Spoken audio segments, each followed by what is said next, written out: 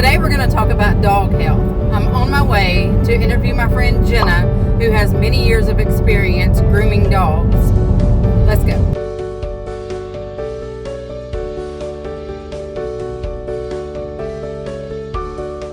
Hi, this is Jenna. She's going to tell us a little bit about herself and a little bit about Maple. Hi, my name is Jenna. I've been a professional dog groomer for over 20 years. Started in 2004, working in a big box store. Worked as a salon manager for 4 years there. Continued to work as a mobile groomer alongside my veterinarian. I groom one-on-one now in a small shop. To tell you a little bit about Miss Maple here, that's on my table. She's a dog that we recently rescued that had gotten hit by a car and was in a pretty bad shape when we got her. We pretty much rehabilitated her back to normal now. What had happened to her, she had gotten hit and she had experienced 5 broken ribs. She had a gash on her back leg. She had traumatic brain injury from hitting her head. She also has an old bullet in her leg, so I think she had been astray for quite a while. She was very skinny and she had nowhere near this amount of beautiful silky coat that she has now. Through good rest, some physical therapy, raw diet, and some probiotic, she's getting back to her former glory, I guess you could say. So tell us a little bit about what you feed Maple. Maple, she started off with just eating soft foods, canned foods to start. Her stomach was pretty in not the greatest shape when we got her, so a mix of soft canned foods, primarily beef being her main protein, and some salmon, and added in some probiotic whole fat plain Greek yogurt to kind of build her gut up, and getting rid of those worms that she had too, has all kind of led to her getting back to health. We do feed her gently cooked beef, gently cooked chicken, as well as some bison. She gets a sardine or two every now and again for a treat. She has had some kibble because that's what she was used to eating. She initially didn't really want to eat too much of just, regular whole foods.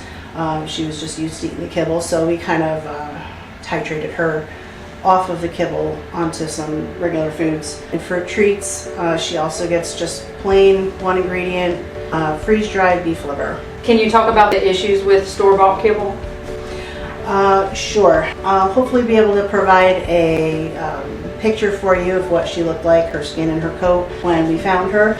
The store-bought kibbles, the ingredients in them are not usually what the dogs are needing to be nutritionally complete. They add a lot of things that dogs really aren't even supposed to be eating, such as corn, lots and lots of corn. The administrations that are responsible for the quality control of the food in and of itself that goes into kibble have lowered their standards over the years. Kibble that you might have fed back in the 90s is not the same kibble that is on the markets today. The high temperatures that they go through to process the kibble so that it's shelf stable actually becomes carcinogenic after 30 days that the bag is open to air, which can lead to a lot of different ailments and maladies later in life, including cancer.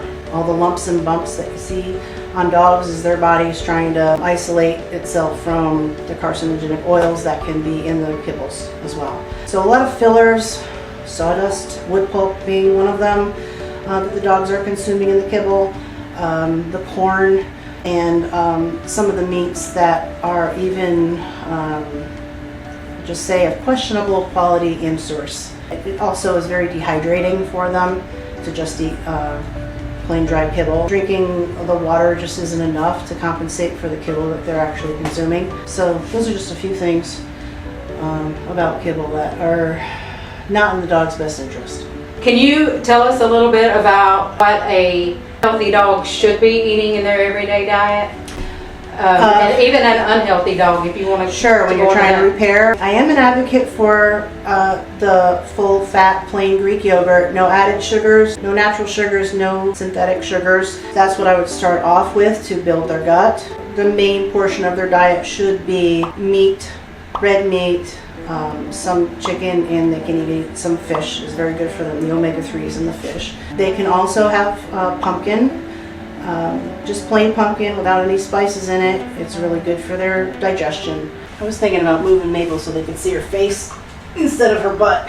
So can you talk a little bit about what you've noticed with veterinarian well visits? So for having been a groomer for over 20 years, I've seen thousands of dogs from the time they were their first visit to their last. Whether it be the dogs that I've actually personally groomed or the dogs that have been in the salons alongside with me. You get to know them all. When I see these dogs receiving frequent medical interventions, I have noticed that their health gets compromised with the development of certain autoimmune diseases, diabetes, weak joints and bones, a lot more torn ligaments and things of that nature. The dogs that are also on certain foods, I can almost say what type of food a dog is eating by what I see on their outside. So professional dog grooming is very important for dogs frequently, because we're able to detect all kinds of things on the dogs that don't normally get noticed and picked up as they normally would if they were going to a vet and getting their checkup every 6 to 12 months. I'm seeing a dog sometimes every month, 2 months, and can detect things a little earlier than the average person would notice. My responsibility as a professional pet groomer is to treat and care for the outside of the dog, and the pet parent and the veterinarian's job is to take care of the inside of the dog. When taking care of the outside of the dog, that entails keeping their skin and their coat healthy, keeping their ears clean, their nails trimmed for better skeletal health. So I take care of their nails to make sure they're trimmed back to a certain length. Overgrown nails can compromise the way a dog lands on their feet, and it can cause joint pain and skeletal issues. So that's also very important. Over the years, I have seen so many dogs on my table and on my colleagues' table suffer from skin and coat issues. And I can tell you almost before you can tell me what type of dog food the dog is eating, when I can see what's going on with their skin and coat and what medical interventions they've also had. So if someone feels like they can't afford to feed their dog raw, or they don't have the time to cook for their dog, like, is there a kibble that's better that you would recommend that they feed their dog if they're having a crunch? Yes, so not all kibbles are the same. There are some kibbles that the quality of the kibble and the ingredient list is less than desirable for any dog. As you go through stores, you can they do the layout pretty much where they go from the least quality to the highest quality. So you can kind of get a feel for that just going down the aisle at your local pet store or wherever you buy your dog food. So ideally, dogs would be eating a raw food diet, which can consist of aforementioned proteins: red meat, beef, bison, lamb, chicken, and some fish. But mainly red meat would be their ideal diet. If kibble is an unavoidable option and it's the only option that you have, I would suggest doing kibbles that are higher quality. Not all kibbles are the same. I'm not going to name any brands, but you can pretty much tell from the layout of the store how the quality of the kibble is displayed. They usually go from a lower quality, and then down the aisle we'll go to the highest quality. There's also some good websites to go on that you can look at their reviews and their ingredients and their contents. Avoid corn as much as possible. Any of the kind of fillers, cellulose I believe is one of the names for the wood pulp. You want the protein to not be as much of a blend, but just straight protein from the animal sources I already mentioned. And pumpkin, of course. Canned food is also ideal for dogs for their hydration mainly, and just keep it in line with making sure that you're researching the brand that you are purchasing for the dog. Usually the higher quality, the higher the price, but it can be very affordable if portioned the right way. Also, just getting meat, organ meats from the butcher. Buying meat doesn't have to be, break the bank. Even if you do have to do kibble, supplementing with meats is better than no meat at all, no matter what. If you can do more meats, the better. But if you're doing half and half, you're already winning the game. Winning the game. The hell did I come from? Excuse me. Let me say that sentence again. If you're already doing partial meat and part kibble, you're already doing better for your dog. I've never been on camera in my life. I didn't- It's weird. It's very weird. Maple, you're being weird too. Let's be weird together. No, about dog health. Maple, step on the table. So what are the most common things you see with dogs' skin health? Sure.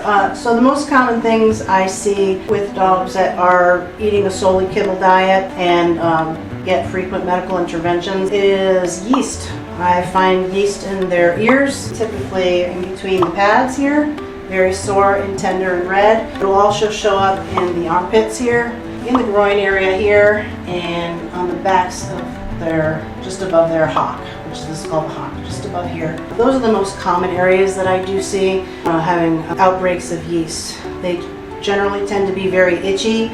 They will tend to have a bit of an odor to it, and their ears will be a little tender to touch. They may not want to have their heads pet.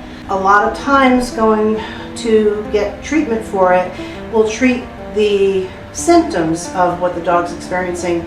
They don't necessarily eliminate the problem. And what I have through trial and error and figuring things out, the gut microbiome is really where you want to focus your energy on treating the dog, getting to the root cause so that they don't need the allergy shots and the ear medicine and the special shampoos that are often given to the dogs to eliminate the yeast, which just continues to recur. Getting them on the good probiotic, whether it be pill or powder form, the most cost-effective one is giving the Greek yogurt, whole plain, full-fat Greek yogurt a try. You can treat their skin temporarily to reduce the yeast, and then getting them on a good diet full of red meats, chicken, and some sardines. That's the best way to go at remedying the problems that I see typically, the most popular, the most common ailments that I see on the dog's skin. The second thing I do see is poor coat quality. Their coats will be really packed, dry, and especially a double coat like Maple, which she hasn't gotten brushed today, a lot of shedding. I have a lot of people over the years just say, how can I get my dog to not shed so much? Regular grooming is one of the, a great way to remove that coat, but getting to the root of the issue so that the dog doesn't continue to shed is to change their diet. If they're eating solely kibble, change it up and introduce those proteins in the omega-3s, salmon oil, sardines. It will definitely improve the quality of the dog's skin and coat, especially the coat. It will not shed as much. Those are the two main issues I see. Lots of yeast, dull, dry coat that sheds more than it should. Well, I appreciate your time today, and just one last question real quick before we go. Is there anything else you think our listeners need to know about dog health? The three things that I would recommend for all dogs to be healthy and happy. Number one is diet, eating lots of red meat as much as they can, supplementing with kibble if needed, eating a raw or gently cooked protein-based diet full of the red meat and chickens and the fish. The second is, I'm going to say, get your dog groomed frequently. The groomers are wonderful. They will find anything going on with your dog to let you know of any issues that may be arising. They'll keep their skin and coat nice and healthy for you.